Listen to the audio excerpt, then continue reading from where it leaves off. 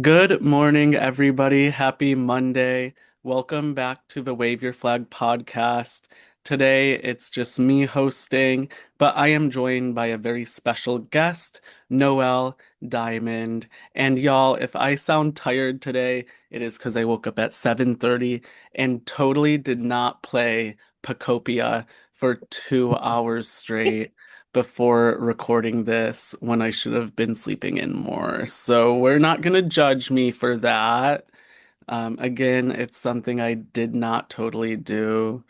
Yeah, I was a day one hater, but now I'm addicted, and the separation anxiety is real, and I just want to edit my Pacopia land so bad.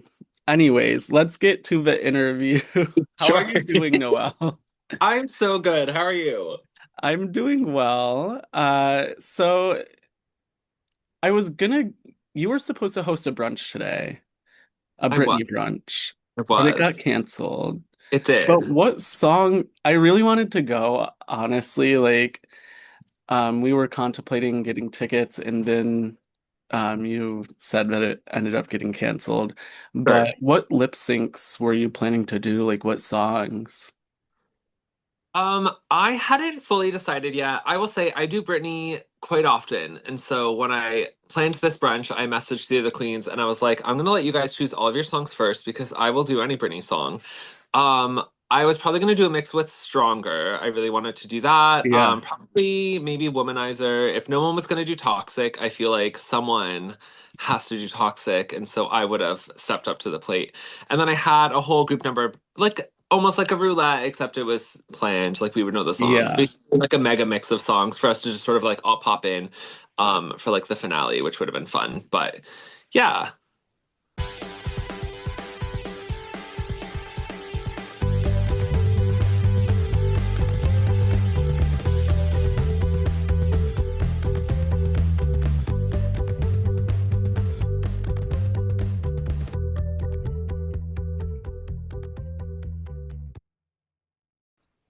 That's what I Yeah. had. And then some Britney trivia if we like got around to it.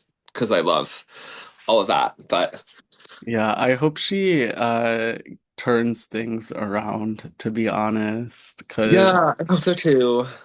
girl, she's going through it. She is going through the gigs She still. needs someone who's like Yeah. She has needs her someone best interests yeah, at heart. who's really actually supportive for her. Because again, I don't know if you saw about her selling her music catalog. Of course. Um, But yeah, I don't know if I like that decision just because I know people who are mooching off her gonna try to mooch off her again. Hmm. But anyways, let's get into the questions. Sure, sure. So, how long have you been doing drag for?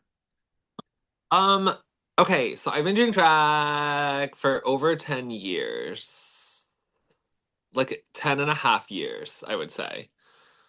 Consistently. Okay. Consistently. So I guess to get into the backstory, I did drag. So I'm 36. So I started drag when I was in college as just like a one-off for a college show. And that's where I like created the Noelle Diamond character. And then I didn't touch it again for years.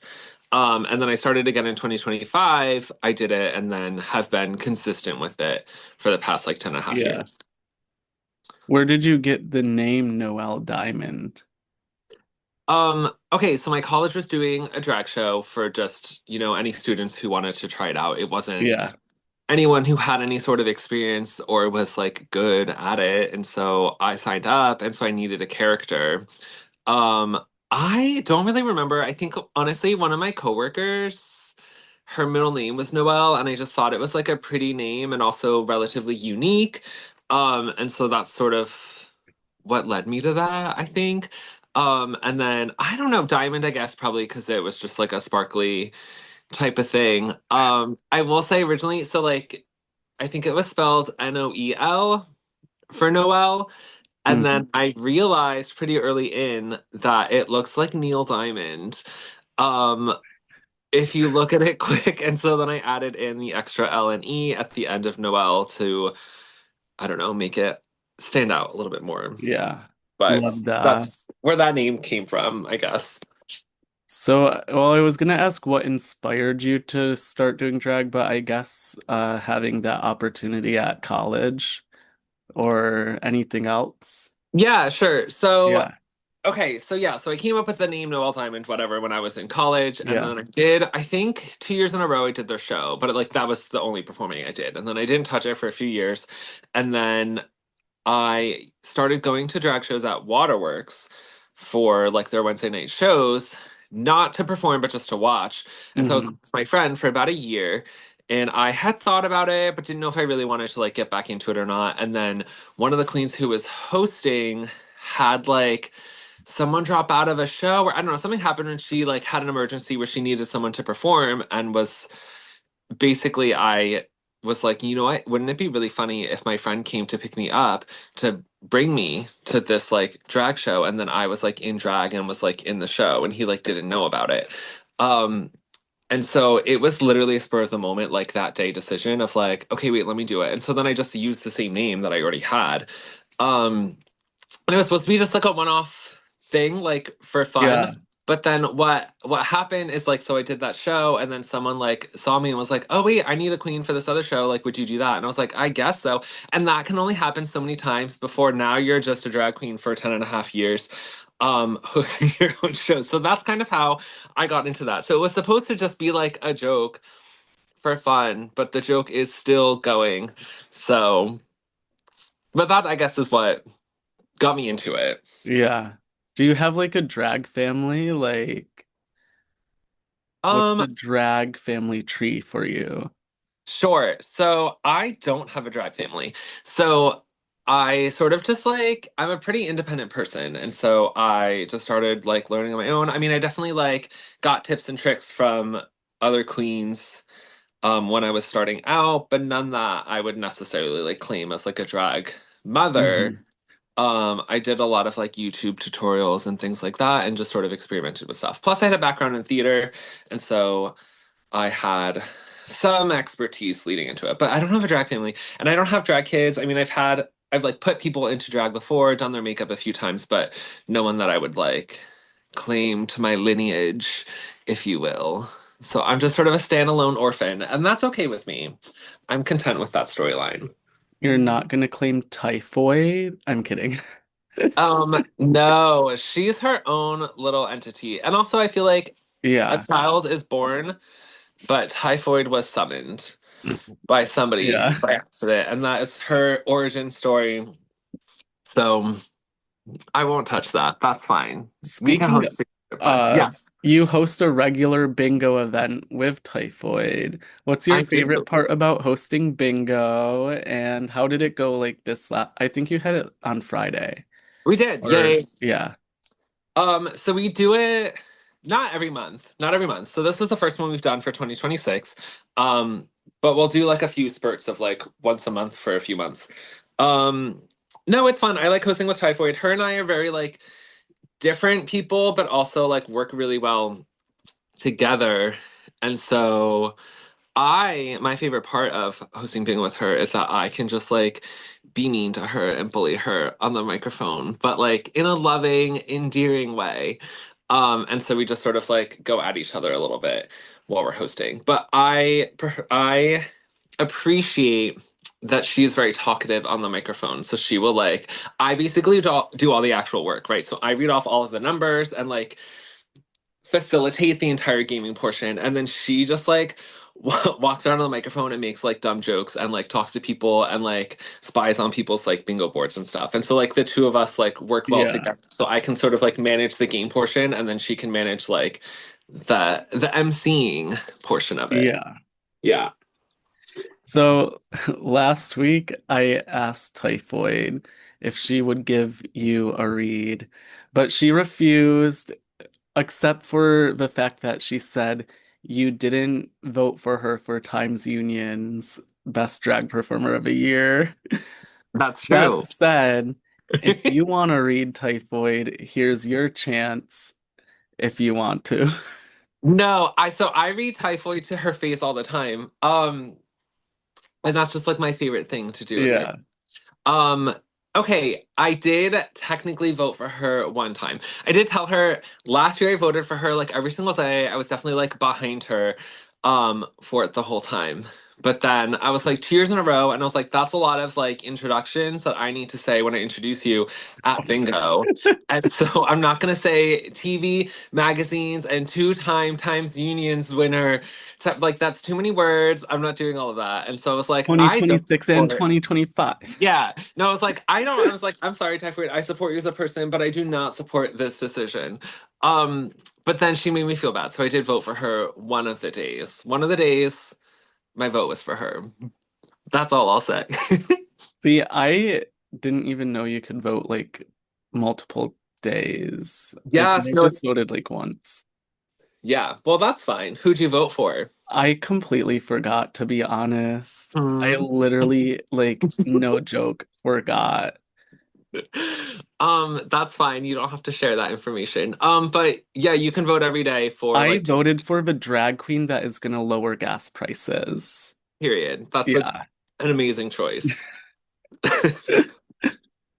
Um, so what can people expect from a Noelle Diamond show?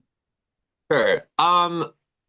I not to be like I'm different, but I do think that a lot of my shows have a lot of standout differences from like your typical drag show. Specifically, I've been getting really into doing like D&D theme shows. But even prior to that, a lot of my shows are sort of a cohesive storyline from start to finish for my brunches. And so for a while I did like murder mysteries, which is very fun, and I do want to get back to doing those. I've just been taking a side tangent. Um, but yeah, we like introduce all the characters, the queens perform, someone gets murdered.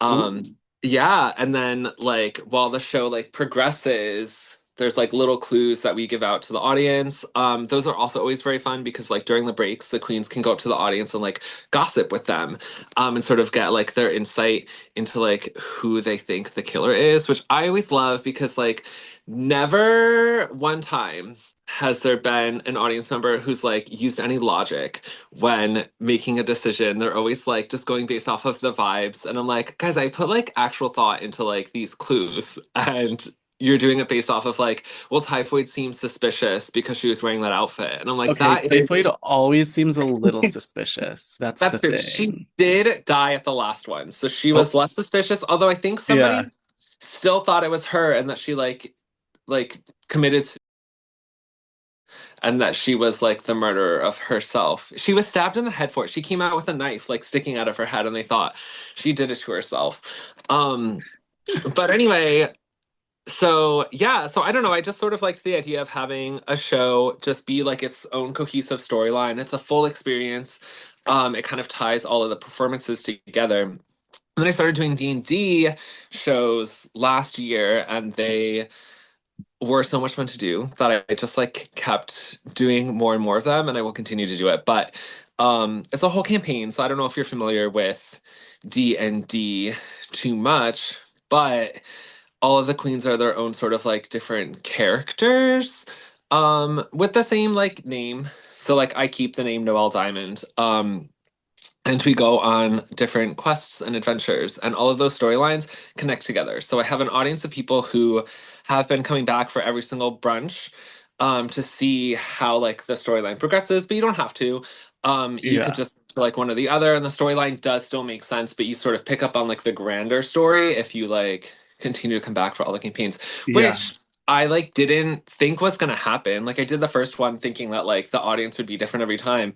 But a lot of people were like, no, I want to know like what that like we found like this book at the end of the first one that like had magical properties and people were like, well, I want to know like what happens with it. And then they like got to see that whole like story arc. So um, yeah, I don't know. I just sort of I really love the idea of creating a story and telling a story through drag, both with the performances and then also with like the production of the show itself. And so that is what I think makes my shows probably stand out a little bit different from some of the other queens. That Um, sounds so fun. it Although is fun. I'm not really into like Dungeons and Dragons. And that's fair. I think there's a lot of people who come to the shows too that aren't really into it because it's also like a lot of just drag performances too, right? So like there's a loose storyline, but it's like were serving like cunt boots, like performing the house down. You know what I mean? So Yeah. I don't know. It's a good mixture of the two. You don't have to really understand what's like happening to understand what's happening. You got to do a Pokemon one next. I feel like that is more Typhoid Mary's domain. I feel like I could see Yeah. that. And I would Yeah. I got support to her for tell her that. to do a Pokemon brunch, You a should. I'm Pokemon sure she drag would. brunch. Yeah. Um, you also have hosted drag story times. Hmm. Um, what's been your favorite part about hosting like drag story times? Do you have any coming up? Sure. So I started that 8 years ago, maybe. And I was approached by Albany Public Library to do a story Hmm. time, which I had seen a little bit about online. And so I don't know. I think I said yes to it without understanding like how impactful it would be and how different of an event it was. Obviously, it was a children's event, so like what I wore was going to be different. Like obviously, the content of it would be very different. But just the audience is, I don't know, it's just a totally different vibe. I think that the most impactful thing is getting to see like the kids who like show up, and like the parents will come up to me afterwards sometimes and tell me about like their kids like feeling different or ostracized at school, or like maybe like a boy is like being like made fun of because he like was wearing nail polish, things like that, and just sort of like telling me their stories and like why they brought them to this so that their child can sort of see some representation of themselves, if that makes sense. Yeah. And make them feel not so like different. Because I remember feeling that way growing up as well, and I didn't have examples of that. And so I just felt like I was just like different and there was something wrong with me, and I didn't see myself and anyone else Hmm. around me really. And so I feel like it's very important um as a kid to be able to have like, I don't know if role models is the right word, but just like be able to see representations of yourself where you feel like, oh, okay, like it's okay that I'm the way that I am. And so that's why I do it. Um, so it's fun to do. I don't know. And it's not that difficult to read Yeah. children's stories and sing children's songs. It's a fun gig. So So if you had to send a message to a hater, what would you say? You don't have to name names, but it can be an individual or just like people in general. sure. Okay, that's a good question. I am glad that we just talked about the story times. Um, because in terms of haters, I feel like I have a few of them. There's a lot of people who get very upset about drag queens reading stories to children because they find it to be like inappropriate for whatever reason. They think that drag is sexualized, which I think some drag can be, but not all drag is. And most of my drag, I don't really think is. I think my drag is relatively tame. But specifically for story times, it's very tame because it's geared towards kids. But there's a lot of people, of course, that will be loud online about their disagreements Mhm. with certain things. They could just choose not to bring their kids to these events rather than deciding what they think is appropriate for other families to do. Um, so I have a lot of haters in that regard. In terms of if I would like to send a message to them, I don't really care to say anything to them. I don't know. I get asked this a lot, and I feel like anything that I would say, they don't care enough to listen to, so it doesn't matter. And Yeah. I also feel like they've taken up a lot of space and dominated the conversation, and I don't care to like entertain that per se. Um, but I would send a message to a child or to a young person who feels ostracized by their community and feels left out, who this event is actually geared towards, which is just to understand that while you might feel different, you're not. There's nothing wrong with you, and you just got to find the people who love and support you, and that's your community. And that's how I would answer that question.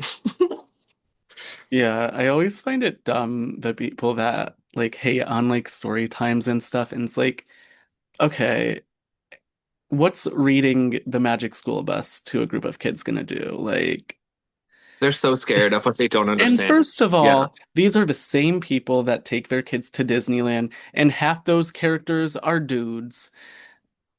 And by half of those characters, I mean half the female ones are dudes in right, costume.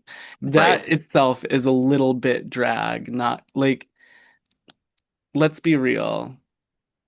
I think that a lot of like people don't have an issue with the idea of drag until it's Yeah, about saying that drag is okay and that like not following gender norms is okay. When it's about like empowering the queer community, then they have yeah, an issue. But if it's there for like their own entertainment and it's just to like, mhm, especially if it's to make fun of women, yeah, then people are okay with it, which is yeah, like fucked. But that's just, yeah, that's how people view it, which is like very sad to me, but I yeah. can't change how they feel. So Well, the year is 2037. Where do you see okay. yourself?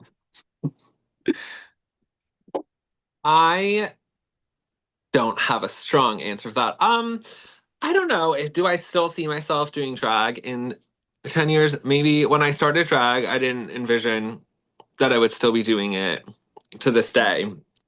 So I could surprise myself with stuff. Within that, I feel like drag is so expansive, and I've gotten to explore different routes of creativity through drag. I started learning to sew through drag. I started some woodworking. Wait, ready?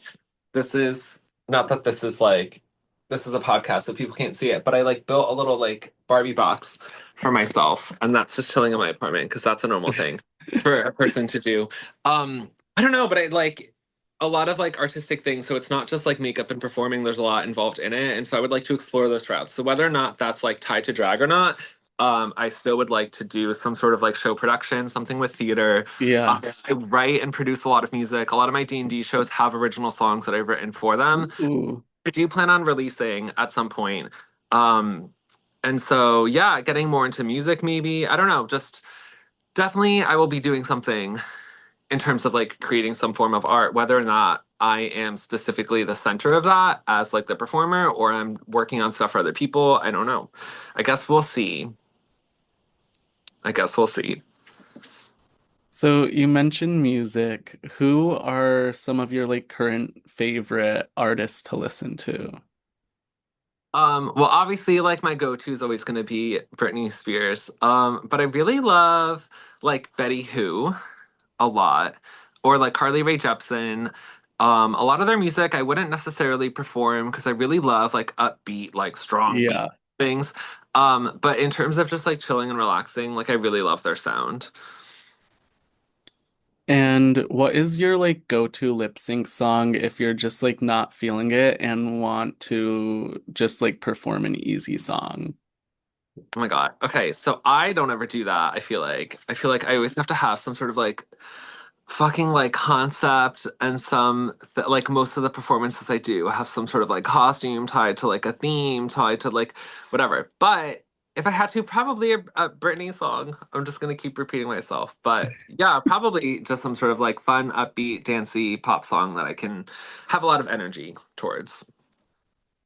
Well, you mentioned Dungeons and Dragons, but what's your favorite topic to like nerd out about? Oh my God. Oh my God. I don't know. I have a lot of different.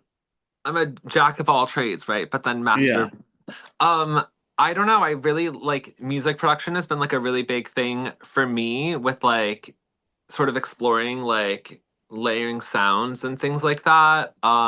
D&D obviously I only started getting into when I started doing the shows, but I've been doing a lot of research because I want to do it justice and I want to make sure that I like know what the fuck I'm talking about when I'm doing these shows. So I do nerd out about that a little bit. And like some sewing and things like that. Like I don't know, I love the concept of like starting from scratch and creating something new. And so anything within that process, like, is something that Yeah. my brain, like, it tickles it. So And what movie would you use to describe your life? okay. I don't watch movies. I don't know.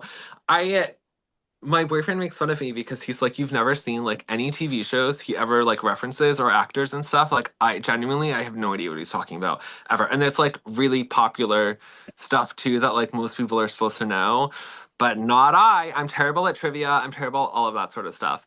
Um, I don't know. A movie to describe my life? Is that the question? Yeah. Okay.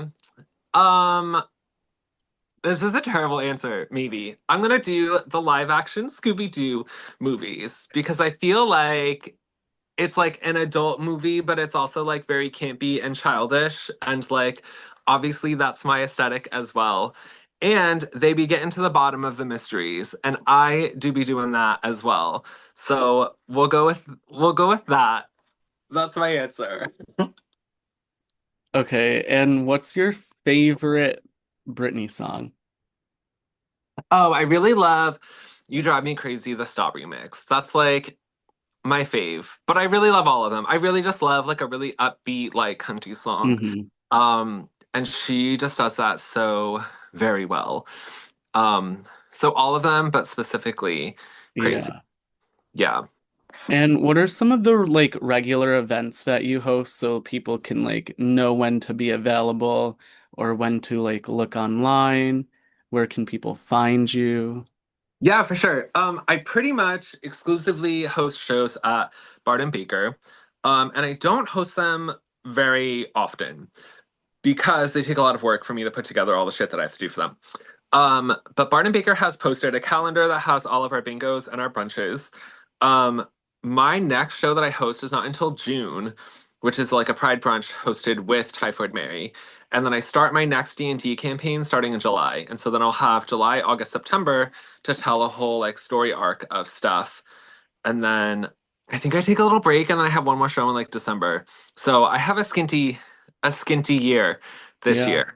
But that's fine. Last year was like actually really packed and I did a lot of stuff and it was like a little overwhelming. And so I'm happy to take a step back and not feel stressed about it and to be able to like have the time to really like see an idea through to the full expectations of like what I had in mind and But not you feeling also do like bingo and some other events on top of that. Yeah, for sure. So Yeah. that's just my brunches. I do bingos with Typhoid.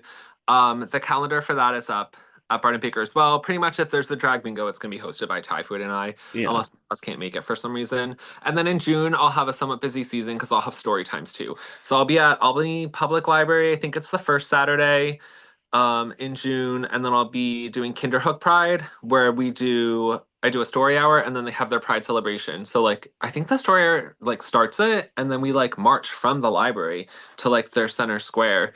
And then they do a whole Pride festival there too. So I'll be performing for that. I think that's the 27th, I want to say, of June.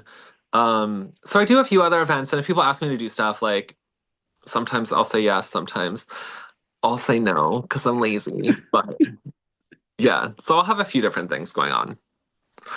Well, that's all the questions that I had for today. Thank you for joining. Where can people follow you on like Instagram? Yeah, sure. So my handle is just Noelle.Diamond. So Noelle is spelled Noelle dot diamond. So Diamond. And that's why people need to go to Story Hour so they can learn how to spell. Learn how. Anyway, sorry, that was a dumb joke. No, you're. But thank you for joining today. Yeah, thank you. It was a pleasure. Um, yeah, next time you do a mystery brunch, let me know because I'm that definitely sounds fun. But I will be Yeah. in that crowd blaming typhoid. Perfect. Perfect. Yeah, I really love all of the people's like really like I don't want to say dumb, but just like very misguided Yeah. interpretations of things. And I'm like, wait, no, this is like Like, there's oh, real clues she here. was But shot in her back. Of course she did it herself. wait, someone was stabbed in the back, both literally and figuratively. Um, Yeah. like made a costume piece where they had a knife literally sticking out of their. So then they like walked around like because they're still a live actor in the show, so they're like walking around with a knife sticking out of their Yeah. back, ordering food and drinks at the bar and stuff. It's so funny. That's funny. Yeah, no, I'll let you know. I have a show in December. Maybe we'll do some sort of like Ooh, murder, Christmassy type of thing. We'll see. yes. We'll see. Meanwhile, I'm gonna definitely be telling Typhoid, look, you got to do a Pacopia event. She needs to do that's definitely her domain. Yes. I'm like, I've seen the things about it. I probably won't dabble into that. But I love it and I support it for those who do. But that's definitely like IBC and Typhoid post lots of things about that. That's definitely her domain. Well, thank you for joining, and everyone go follow Noelle Diamond on all her platforms. Go buy tickets to her next event, her brunch, her bingos. Go support her story hours. Thank you for joining. Follow Wave Your Flag Pod on Instagram and Facebook if you are of Facebook age. Thank you for joining, and see you next week, y'all. Bye.